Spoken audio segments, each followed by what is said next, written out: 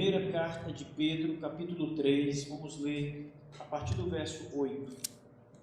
Temos aqui uma leitura da palavra do Senhor, versos 8 e 9 nessa manhã. Vamos nos debruçar nessas palavras apostólicas, conforme foram registradas aqui pelo apóstolo Pedro, guiado pelo Espírito Santo. O próprio apóstolo Pedro escreve e diz que as Escrituras, incluindo, claro, o Novo Testamento que estava ali sendo formado, as Escrituras foram inspiradas por Deus e foram escritas por homens santos que Deus levantou para registrar ali toda a sua revelação. Então nós estamos diante do testemunho do Senhor, não meramente testemunho de homens. Primeira carta de Pedro, capítulo 3, versos 8 e 9. O nosso texto diz assim: Finalmente, sede todos de igual ânimo, compadecidos, fraternalmente amigos, misericordiosos, humildes, não pagando mal por mal ou injúria por injúria, antes, pelo contrário, bendizendo, pois para isto mesmo fostes chamados, a fim de receberdes bênção por herança. Amém. Vamos orar. Nosso Deus Todo-Poderoso, nosso Pai Celeste, adoramos o Senhor, estamos aqui alegres e felizes, Senhor Deus, como um povo que é reunido pela Tua mão santa e poderosa, guardado pelo Teu Espírito, protegido pelo poder do Senhor. E aqui estamos, Santo Deus, no Teu dia maravilhoso, Pai, separado e santificado pelo Teu povo para a adoração solene. Senhor Deus, toma os nossos corações agora mesmo em Tuas mãos, Pai. A nossa mente, toda a nossa atenção, que tudo esteja cativo ao Espírito Santo de Deus, para que o nosso louvor seja levado ao alto dos céus e para que a Tua palavra seja trazida de lá aos nossos corações e sejamos edificados por ela. Deus, cuida do Teu povo, Senhor. Cuida de cada um de nós, guia-nos os pés, Senhor Deus, para não tropeçarmos em momento algum. Ajuda-nos a viver o Evangelho digno de toda aceitação. Ajuda-nos, Senhor Deus, a obedecer a Tua palavra. E sejamos reconhecidos pelo Senhor como os servos dispostos a obedecer a Tua santa lei diante de toda situação. Ainda que por mais difícil e calamitoso que sejam os tempos atuais, que o Espírito de Deus esteja sobre nós, meu Deus, nos capacitando, nos ajudando, nos encorajando, nos tornando fiéis à obediência às Escrituras. Ande conosco, ó Deus Todo-Poderoso. Ajuda-nos nessa manhã com a Tua palavra, mais uma vez, Senhor. Mais uma vez, que o Espírito de Deus nos faça compreender toda a verdade aqui revelada, aplicá-la ao nosso coração para que vivamos esta palavra, a aprendamos, mas também possamos pô-la em prática para o louvor e glória do Teu nome. Assim, Senhor, desejamos viver com fidelidade a Tua palavra, praticando a Tua palavra, Senhor Deus, sendo conhecidos como servos que praticam a verdade, não apenas a conhecem de ouvir falar. Assim, em nome de Jesus Cristo, nós oramos, agradecidos, contentes e felizes no Senhor. Amém.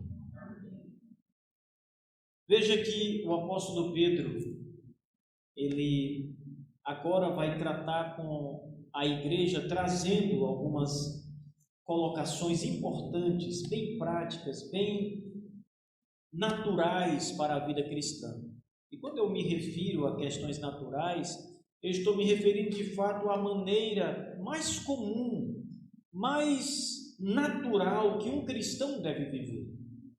Os irmãos nunca podem esquecer que um cristão, conforme as Escrituras, é uma pessoa que nasceu de novo e que, portanto, é uma nova criatura. Nunca pense que o cristão é aquele homem guiado pelos seus desejos ou hábitos carnais, guiados pelo mundo, por as coisas que há no mundo, pelos prazeres do mundo. O cristão deixou essas coisas para trás, irmãos. Ele não é mais movido pelos seus próprios desejos ou impulsos do seu coração pecaminoso. Ele agora é submisso à santa lei de Deus.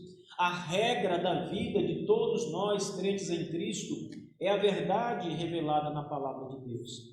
E nós agora somos levados pelo Espírito de Deus, não mais pelo nosso próprio coração, não mais por todas as coisas deste mundo, mas pelo Espírito de Deus, a obedecer a sua palavra e a viver uma vida nova. Como diz as Escrituras, viver em novidade de vida. E essa novidade de vida é o que eu acabo de mencionar como a vida natural de um cristão. Pedro ele vai trazer algumas colocações importantes, muito simples, mas também muito importantes sobre essa vida da igreja. E ele faz isso exatamente quando termina de tratar das questões relacionadas à submissão, e o qual nós bem vimos, acompanhamos. Ele começa no capítulo 2, os diversos níveis de submissão às autoridades, à autoridade maior de um estado, que são o rei ou aqueles que foram investidos de autoridade para governar, mas também a submissão às questões mais básicas da vida, como, por exemplo, no nosso próprio trabalho, onde devemos, como bons homens de Deus, mulheres de Deus, estarmos submissos àqueles que estão sob autoridade, aqueles que foram colocados acima de nós, nossos chefes, nossos superiores, e nos submetermos a eles com amor e com alegria. No lar, o apóstolo Pedro diz: a esposa seja submissa ao seu próprio marido, porque isso convém ao Senhor, é um adorno para a esposa. E nós vimos no último domingo que, ainda que diante de toda a apresentação dos nossos tempos feminista, tão ligada a um movimento que distorce completamente o ensino da Sagrada Palavra, nós devemos nos colocar, especialmente vocês mulheres, longe desse ensino terrível, antibíblico e que, na verdade, afronta o ensino das Escrituras. Não é só antibíblico, ou seja, ele não é só contrário às Escrituras, ele é, na verdade, oposto às Escrituras. Se opõe à verdade revelada de Deus. E agora, então, o apóstolo Pedro, depois de apresentar essa longa descrição da submissão e da hierarquia dessa submissão que nós devemos, como cristãos, respeitar, e inclusive não apenas respeitar, aceitá-la e praticá-la também em nossas vidas. Ponha em prática, querido irmão, a submissão que você precisa ter em relação aos seus superiores. Vocês não estão aqui apenas para aprender e ouvir o que Pedro escreveu ou outros irmãos autores sagrados escreveram. Vocês estão aqui para aprender e pôr isso em prática, a viver assim as suas vidas.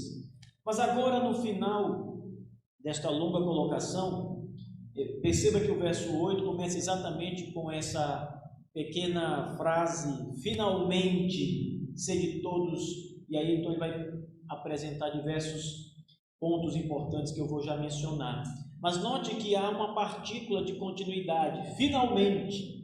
Ele agora vai concluir todo o argumento que ele começa no capítulo 2, que envolve a questão da submissão, e agora ele vai tratar da igreja e do relacionamento entre os irmãos na igreja. Esse é um ponto importante também, meus irmãos, porque se nós aprendermos a nos relacionar fora da igreja, diante das autoridades governamentais, ou mesmo no nosso trabalho, ou no nosso lar, mas não tivermos um relacionamento harmonioso e digno entre nós mesmos, enquanto povo de Deus, enquanto igreja do Senhor, nós vamos estar, na verdade, incompletos em nossa carreira cristã. A igreja é uma família. Vocês sabem disso, mas isso não deve ser apenas um jargão. Isso deve ser vivido, de fato. Nós somos irmãos em Cristo, por isso somos uma família, porque somos irmãos. Temos o mesmo Pai, Deus. Cristo Jesus derramou seu sangue por nós, Ele é o nosso irmão maior, Ele é o Filho de Deus. Nós somos filhos de Deus por adoção. Então, num sentido, nós somos irmãos de Cristo Jesus, enquanto o Senhor Jesus homem. E de fato, meus irmãos, essa honra de pertencermos à família de Deus requer que entre nós mesmos haja também um procedimento e um comportamento que seja adequado. E Pedro vai agora tratar sobre isso. Então ele vai concluir o seu raciocínio mostrando como nós devemos nos comportar ou viver mutuamente. Então perceba mais uma vez, ele começa mostrando o nosso relacionamento com as autoridades superiores, como devemos nos relacionar com elas, respeitando-as, etc. Depois ele baixa um pouco mais o nível e mostra como deve ser o nosso relacionamento ao nível do nosso trabalho, do nosso serviço, nossas empresas. Depois ele mostra o nível familiar, entre esposa e marido. Agora ele vai mostrar o nosso relacionamento enquanto irmãos em Cristo, o corpo de Jesus, como se relacionar entre si. Então ele diz: finalmente, sede todos de igual ânimo. Vamos apontar ponto a ponto as apresentações que o apóstolo Pedro faz aqui na sua carta. A primeira delas é: sede todos de igual ânimo. Em outras palavras, de igual pensamento, vivendo a mesma verdade, crendo nas mesmas coisas, dispostos e contentes em Cristo, como todos devemos estar.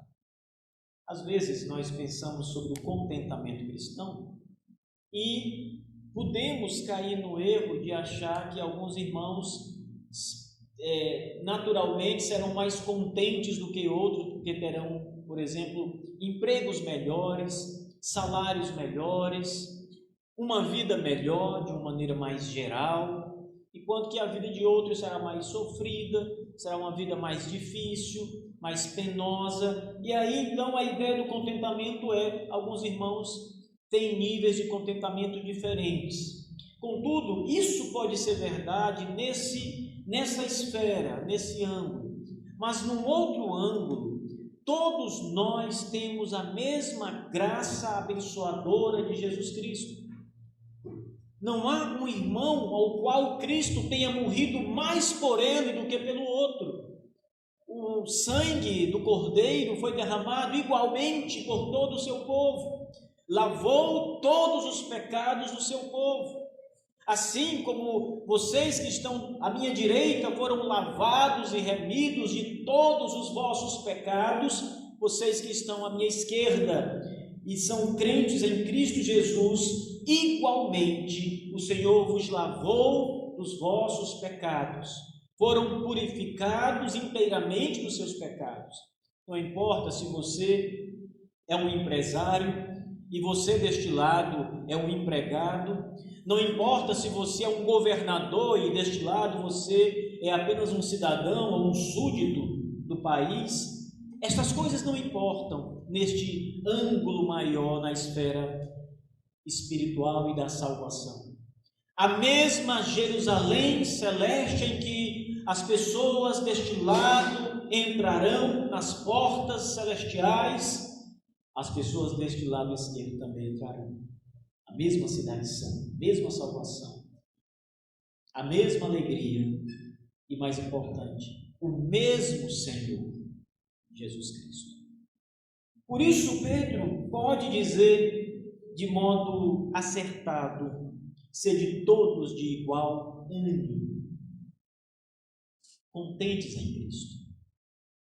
Apesar das aflições, em Cristo somos mais do que vencedores. Em Cristo temos todas as alegrias e glórias que podemos esperar. Então, neste sentido, embora num outro sentido, você esteja, digamos, sofrendo enquanto que outros irmãos estão alegres, você esteja desempregado enquanto outros irmãos estão muito bem empregados, num outro sentido, você está no mesmo patamar deles, porque o mesmo Cristo que morreu na cruz, Ele é o Senhor de todos os seus eleitos, de todo o seu povo. Animem-se, irmãos. Na grande mesa celestial, nós vamos cear novamente com o Cordeiro. Jesus diz: e não beberei do fruto da vide outra vez, até que beba na casa de meu Pai.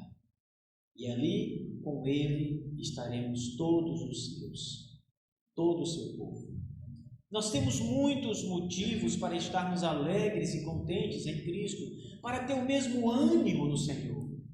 E tem mais um detalhe importante: essa expressão seja de igual ânimo significa também que nós precisamos pensar nas mesmas coisas, defender as mesmas verdades, sermos propagadores do mesmo Evangelho. Ter o mesmo ânimo significa estar neste sentido, caminhando juntamente com toda a igreja. Isso também é muito importante, porque fala muito da esfera prática do entendimento do Evangelho. Veja, a Bíblia que você usa é a mesma Bíblia que todos aqui usam. A mesma palavra inspirada, usada pelas pessoas à direita, são usadas por vocês que estão à minha esquerda. A mesma palavra. Portanto, o mesmo Evangelho deve ser crido por vocês. Não devemos, irmãos, achar que a igreja deve haver divisão na sua fé, na sua doutrina, e que alguns irmãos têm uma ideia da ressurreição, por exemplo, em que Jesus Cristo de fato ressuscitou dos mortos, literalmente, Ele morreu literalmente e ressurgiu literalmente em carne, enquanto que outros irmãos podem pensar que a ressurreição não é algo tão literal, que a ressurreição tem um aspecto meramente simbólico, futurista, e não uma literalidade da morte e ressurreição do Senhor. No passado, algumas igrejas acabaram caindo no erro de defender uma ressurreição simbólica. E muitos irmãos acreditavam que a ressurreição de Jesus não havia sido algo literal. O nosso Senhor não havia levantado da sepultura. Eles entendiam literalmente que os ossos e os restos mortais de Cristo estavam lá no lugar onde Ele foi sepultado. Mas que a ressurreição era um símbolo de fé para o cristianismo. Era um símbolo de esperança para a igreja. Mas que ressurreição? Se Ele não havia ressuscitado. Era uma ressurreição falsa.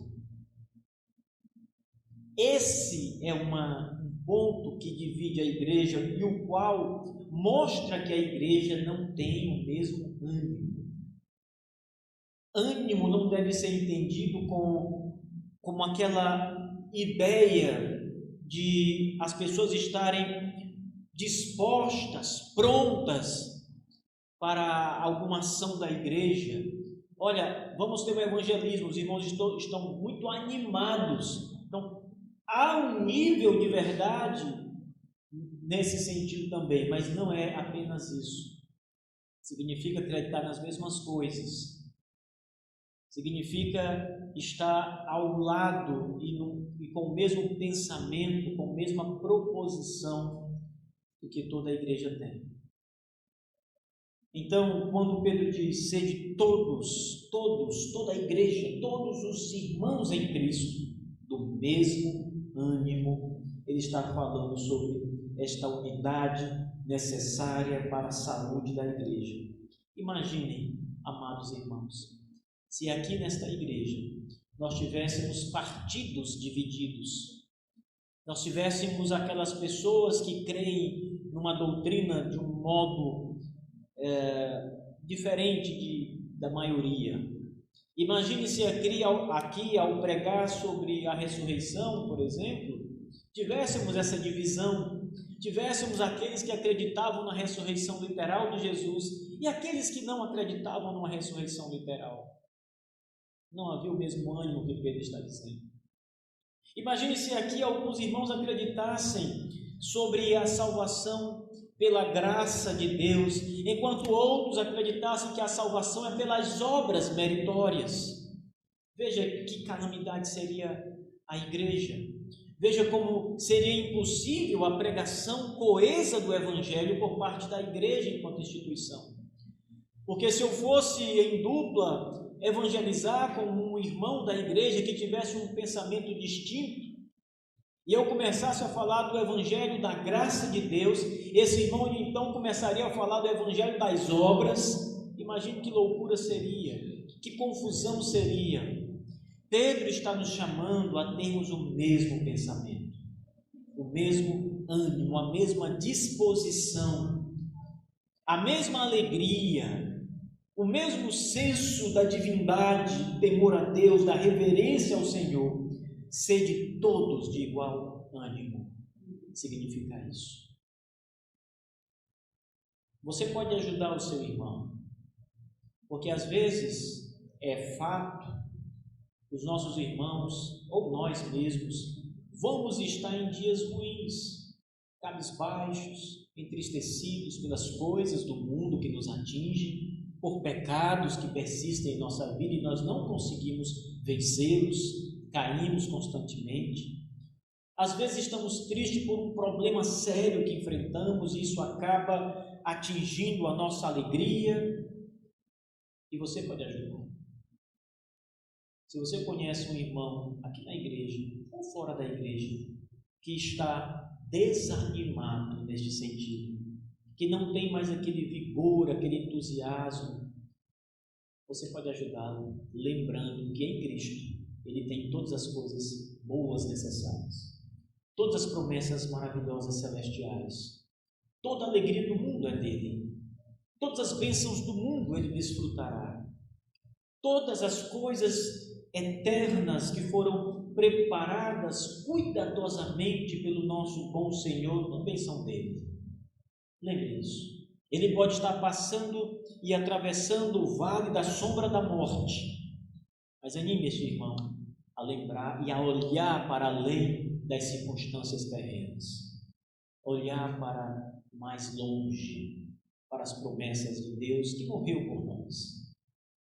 Morreu por nós que estamos firmes e contentes, e morreu por aqueles irmãos que estão cabisbaixos, tristes e desanimados. Você precisa alegrá-los lembrando estas grandes maravilhas do Evangelho da graça de Deus.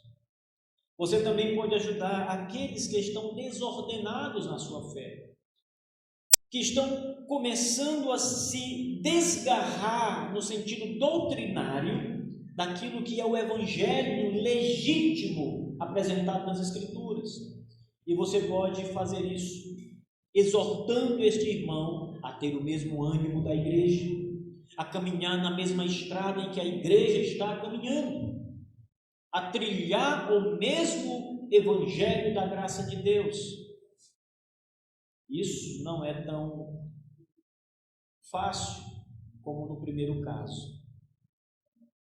Porque o primeiro caso, quando se trata de um desânimo provocado por alguma situação da vida, você está tratando com pessoas que estão, enquanto doutrina, firmados, estão apenas desanimados.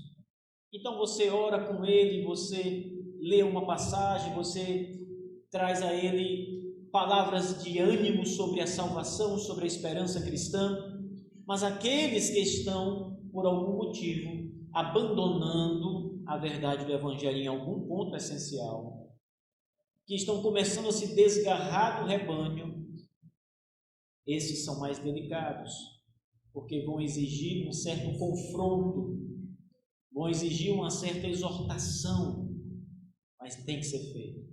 Essas pessoas precisam ter o mesmo ânimo da igreja como um todo, e é necessário que nós façamos assim.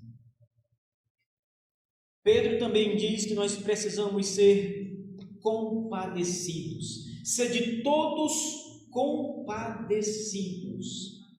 A palavra compadecido, ela vem da mesma palavra compaixão. E a ideia aqui é ter a mesma compaixão, ou o mesmo sentimento em relação às pessoas.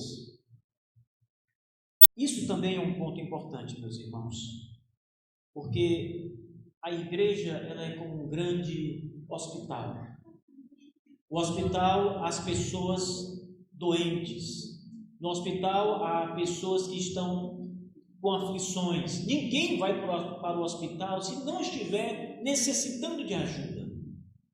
E a igreja é um lugar onde as pessoas vêm porque precisam de Deus, porque estão lutando contra os seus pecados. E nós precisamos ter compaixão, porque às vezes nós passamos pelas mesmas lutas do passado e vencemos em Cristo.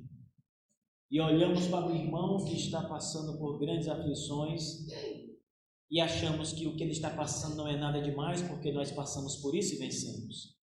Há níveis distintos de tentação, há ataques distintos de Satanás sobre a igreja, e há também, lembrem todos, que cada um de nós somos pessoas distintas, reagimos às coisas de modo diferente. Talvez uma dada tentação para você não seja nada ameaçadora, mas para um certo irmão seja algo terrível, e ele sempre cai nesse pecado. Ele sempre sucumbe diante de tais tentações.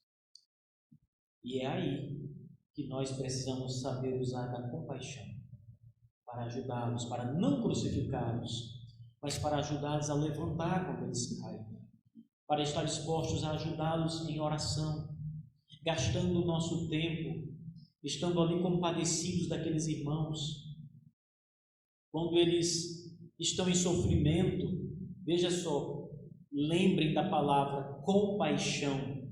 Ela também está muito ligada à palavra cooperação. Cooperar significa trabalhar com outra pessoa. Então, se nós temos aqui uma obra na igreja sendo realizada, por exemplo, vamos pensar numa construção, e alguns irmãos estão trabalhando nessa obra, e então você diz: eu vou cooperar com esses irmãos, eu vou ser um cooperador, eu também vou operar com eles, trabalhar com eles. Então, cooperar é participar com ele daquilo. Compaixão, mais uma vez, é também participar da mesma paixão que aquele irmão está passando. No sofrimento significa sofrer com ele. Você não se compadece da dor do seu irmão, você não se compadece quando vê um irmão seu passar necessidade, sofrer, chorar. Será que isso não causa em você um menor movimento espiritual ou movimento emotivo? Se não, significa que você não tem se compadecido. Significa que você não está vivendo o Evangelho de Cristo Jesus nesse ponto. A compaixão.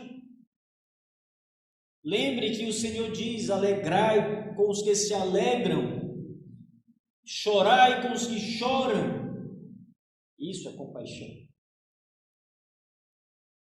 Você sofrer a dor do seu irmão que está sofrendo, sofrer com ele, doer a mesma dor em você.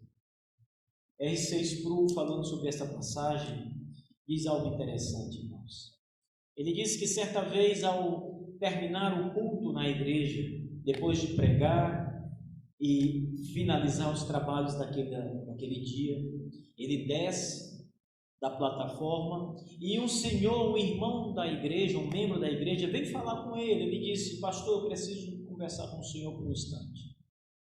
E Sproul disse: pois não, irmão, estou pronto para conversar com você. E ele disse assim: pastor, a minha filha, ela é militar e ela acabou de ser convocada para ir para o Iraque, para a guerra. E ele diz que os olhos daquele pai se encheram de lágrimas. E aquele pai diz: Pastor Spru, por favor, ore por minha filha. E naquele momento, aquele pai começa a chorar.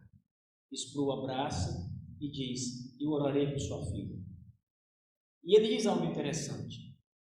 Ele diz que durante toda aquela semana, ele foi perturbado pelo Espírito de Deus a orar por aquela mulher. Porque ele disse que sentiu a dor daquele pai, como se fosse a sua própria filha indo para a guerra e não sabe se vai voltar viva da guerra. Muitos não voltam, muitos nem voltam, nem o corpo volta, porque se perde por lá.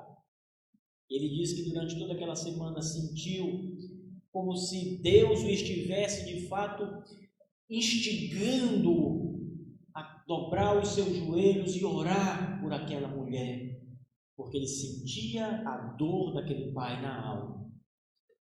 Isso é ter compaixão. Sentir a mesma dor. Na alegria, nos momentos de grande felicidade que os nossos irmãos passam, devemos também nos alegrar com ele, como se aquela conquista, como se aquela vitória que ele acaba de ter em uma área da vida, ou qualquer que seja a situação. Às vezes você está doente e recebe uma notícia tão boa do médico.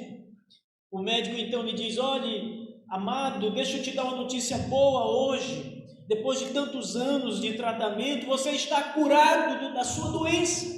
Você não tem mais enfermidade. Veja que alegria. Veja que alegria a pessoa que estava doente passa a ter ao ouvir isso, saber que está livre de uma enfermidade. E você deve se alegrar com tal pessoa como se você estivesse doente com ela e se você estivesse recebido a notícia de que está curado. Anteontem eu estava com a minha esposa e eu estava olhando uma notificação que uma amiga nossa colocou. Ela teve câncer de mama. Durante muitos anos ela vinha lutando contra esse câncer. Emagreceu, perdeu todos os cabelos. Uma mulher bonita, jovem ainda, muito jovem. Passou por um período de depressão. E ontem eu vi uma postagem dela, qual ela dizia assim: o câncer tem cura. E ela colocou umas fotos, acho que umas 4 fotos desse procedimento todo. Ela doente, ela careca, sem cabelo, ela usando uma máscara no hospital, e depois, na última foto, ela curada. Muita alegria. E nós devemos, irmãos, nos alegrar com os nossos irmãos também. Seja na cura de uma doença, seja na conquista de um emprego. Não devemos, em hipótese nenhuma, nem fora da igreja, quanto mais na igreja, nossos irmãos, mas nem mesmo fora, nos entristecer pelo sucesso, pela vitória, pelas conquistas de outras pessoas, irmãos. Pelo contrário, devemos louvar a Deus e agradecer a Deus todas as vezes que alguém tem uma boa notícia. Nos alegrar com eles, ter a mesma paixão, sentimento, amor que eles estão tendo em receber uma notícia tão boa. Em todas as situações, irmãos, sermos compadecidos. Na alegria ou na tristeza, sermos compadecidos com os nossos irmãos, termos o mesmo ânimo que os nossos irmãos, o mesmo espírito que os nossos irmãos. Pedro também diz que devemos ser fraternalmente amigos, isto é, estar prontos, irmãos, para com a nossa fiel amizade doarmos-nos aos nossos irmãos também. Amizade é algo muito importante. É algo que exige fidelidade, confiança. Os nossos amigos são escolhidos. Nós não podemos escolher os nossos pais e nem podemos escolher os nossos filhos. É aqueles que Deus nos dá. mas nós escolhemos os nossos amigos. E os nossos amigos nos escolheram para ser amigos deles. Enquanto igreja, todos nós somos amigos verdadeiros e leais. E amigos de confiança precisamos ter. Não há nada mais prejudicial à saúde fraternal da igreja do que uma falsa amizade, do que a deslealdade entre os irmãos, do que você ser apunhalado pelas costas, do que você falar mal do seu irmão. Não fale. Talvez você tenha de fato os motivos reais ali para apresentar, faltas reais, pecados reais. Não fale. Se não for falar bem, não fale mal. Às vezes, amados irmãos, você está com um irmão da igreja e você então, fragilizado por alguma coisa que está vivendo, às vezes até por um pecado que você está passando, e você tem confiança em um dos irmãos da igreja, e você então abre o seu coração a esse irmão e você diz: irmão, deixa eu te confessar uma coisa, eu estou vivendo uma situação assim, assim. Você fala as coisas para esse irmão. Às vezes você nem fala para o seu pastor, você não tem coragem de chegar para o seu pastor e falar. Deveria fazer isso, falar, mas não fala. Mas você fala para um irmão de confiança, e você pede a ele que ore por você, que ajude você, que esteja do seu lado. E poucos dias depois, outras pessoas estão sabendo da história.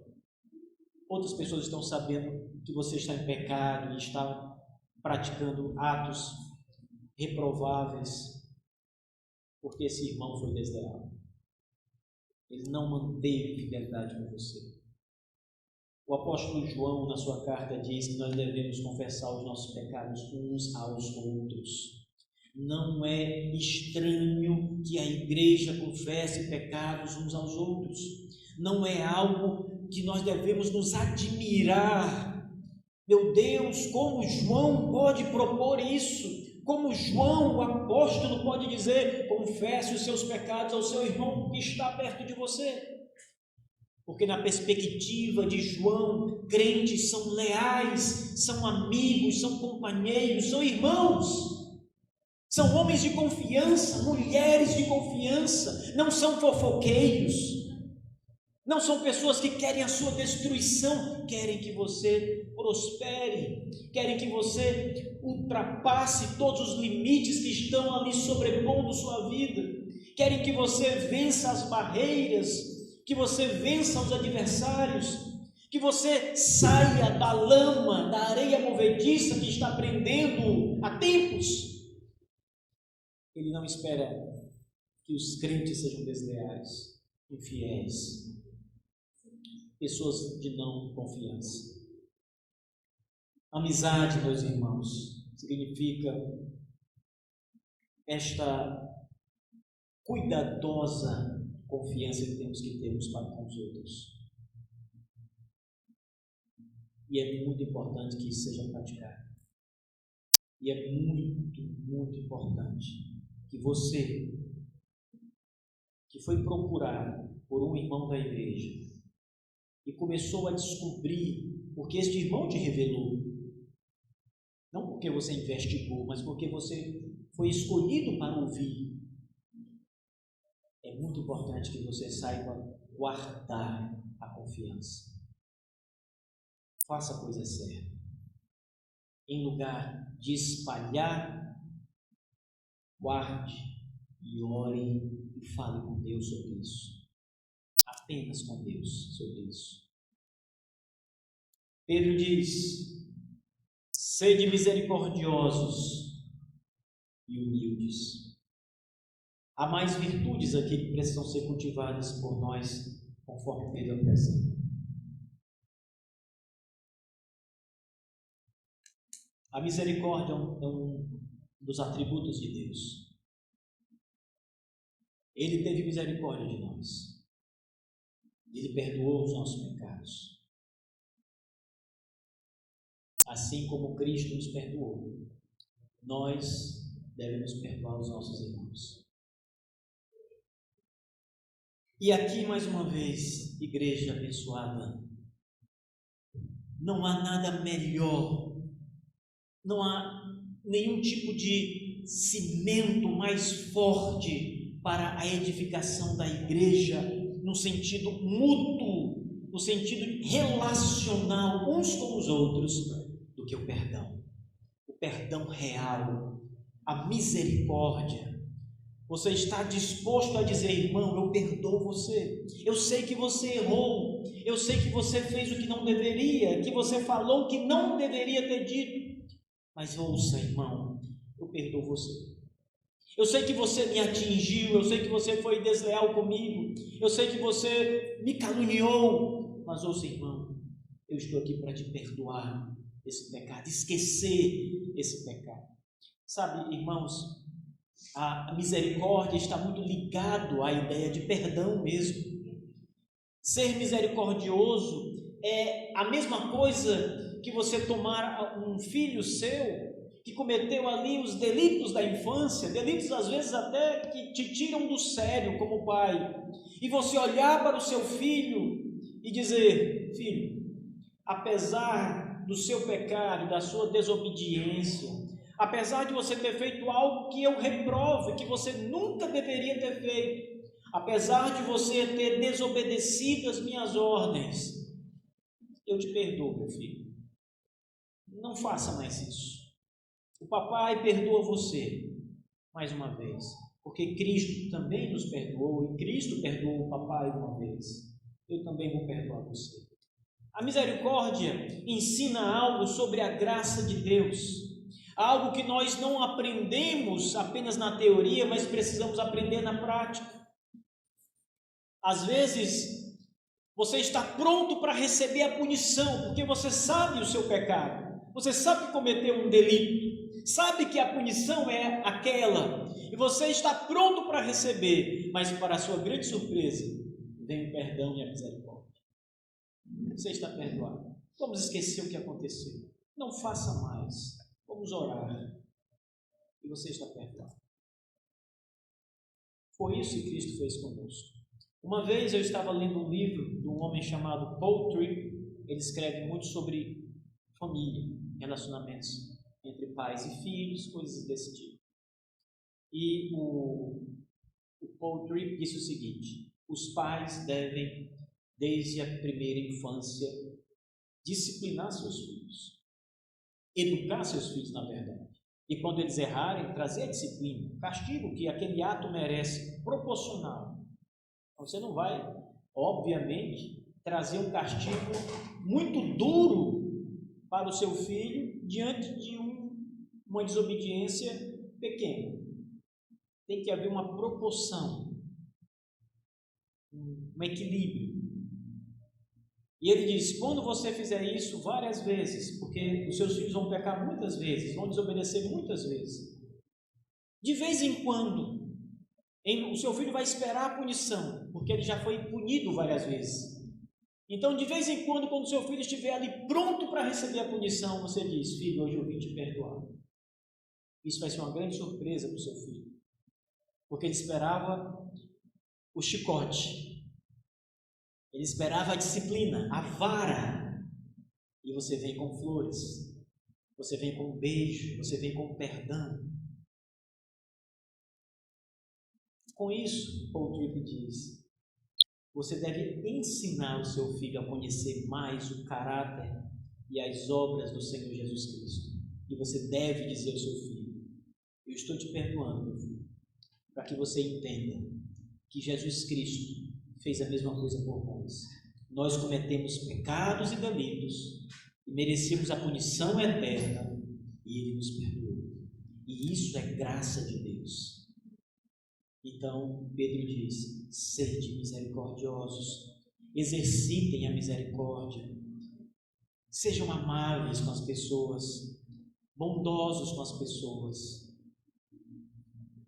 sejam perdoadores,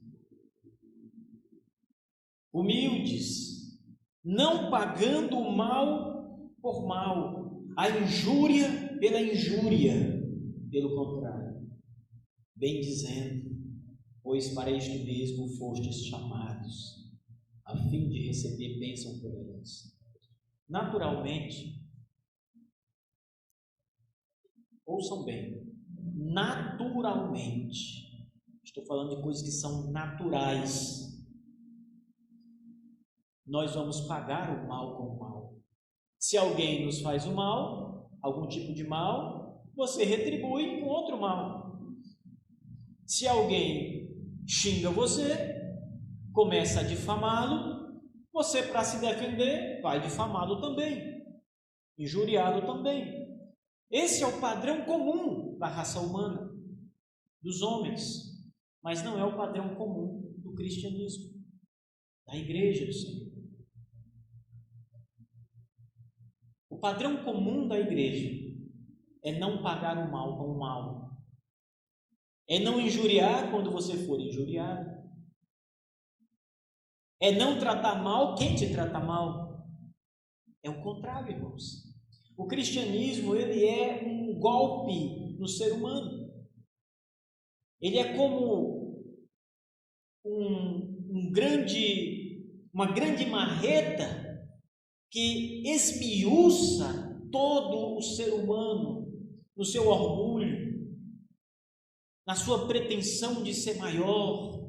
Ele quebra o homem. Ele nos ensina a humildade, que é contra a nossa natureza caída. Mas o cristianismo nos ensina, nos implica nisso, nos coloca dentro desta seção de obediência exigida no Evangelho. Não pagueis o mal com o mal.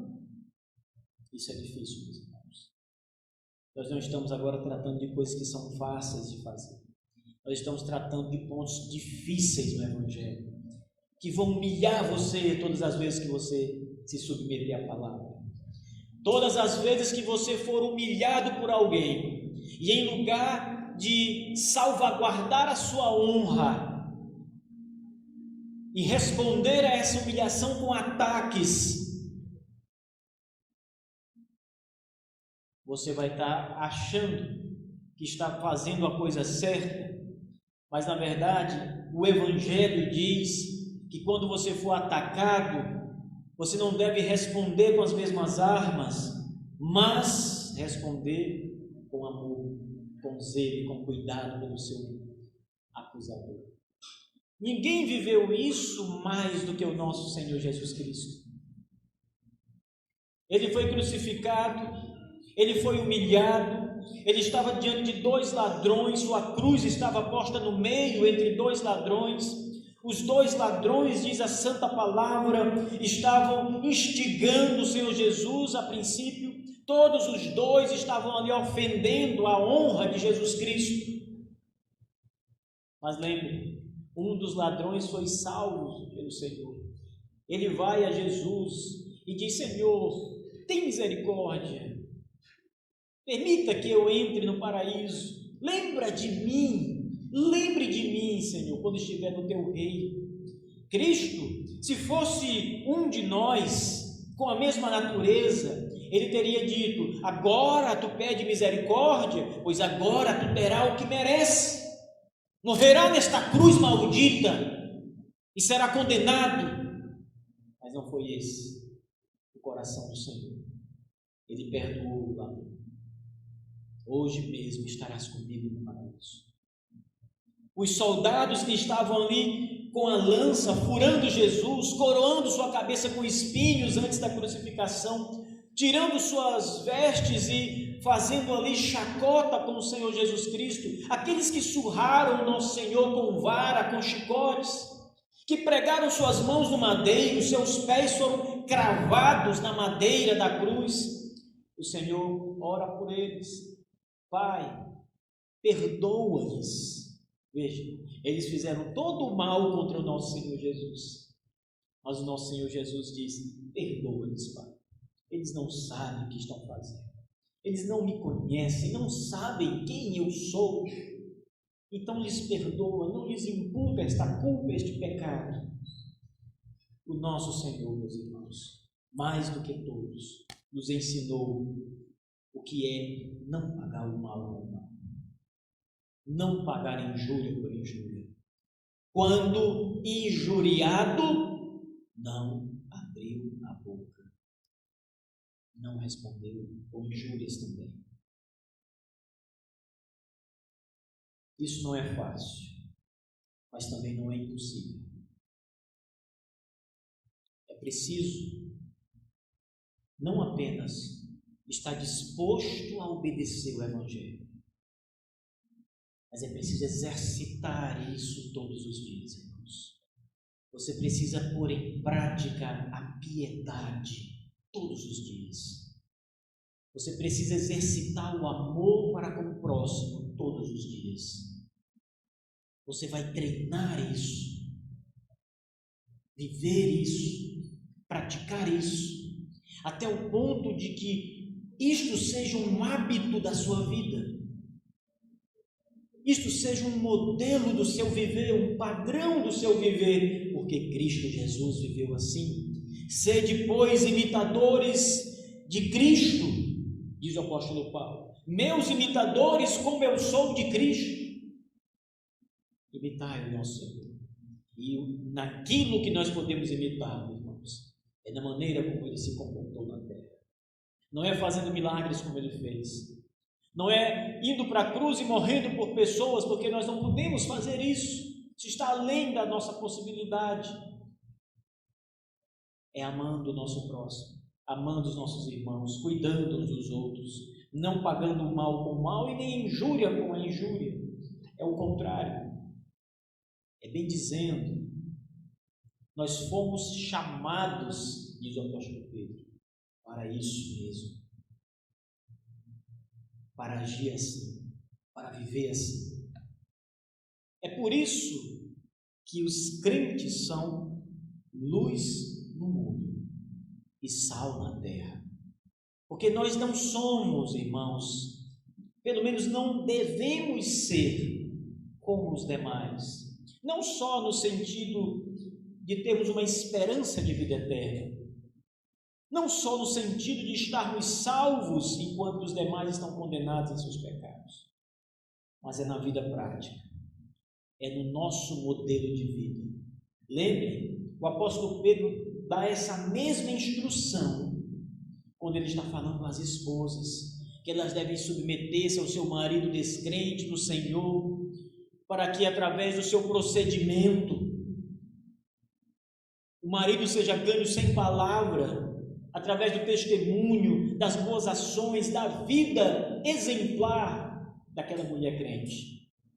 É isso que Pedro está dizendo agora no âmbito mais geral para a igreja, que nós devemos nos portar desta forma, como Cristo Jesus, o nosso bom Salvador, se portou quando esteve no mundo. Irmãos, quantas vezes ignoramos as pessoas que estão precisando da nossa ajuda? Quantas vezes ignoramos estender a mão para ajudar, para dar uma esmola, para comprar um remédio, para visitar um enfermo no hospital, ou um encarcerado? E lembre, no último dia o Senhor dirá: quando estive preso, fostes me ver. Quando estive doente, me visitaste. Quando tive fome, me deste de comer. Quando tive sede, me deste de beber. Ele está fazendo alusão aos atos de misericórdia, aos atos de benevolência que os crentes devem praticar.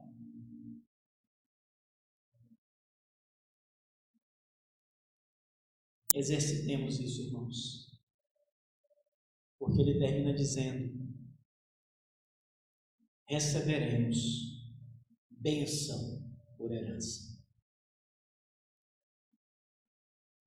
O fim de tudo isso é que nós, a igreja, tem como herança as maravilhosas bênçãos eternas do Cordeiro.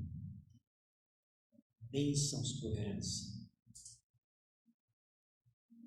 Isso aqui é o Evangelho na prática. Não é o Evangelho da academia, Não é o evangelho do seminarista, não é o evangelho pastoral na igreja. Esse é o evangelho vivido por todos os crentes, irmãos. Não é discurso teológico, não é a abstração acadêmica da teologia, é a prática mais comum, mais natural do evangelho de Cristo. É a vivência que se espera da igreja, de toda a igreja, não é de um grupo seleto, de toda a igreja, sem exceção. Vivamos isso, irmãos. Para a glória do nosso Deus, vivemos isso. Para o louvor da glória, da bondade, da misericórdia de Jesus Cristo, vivamos assim. Deus abençoe aos irmãos. Amém.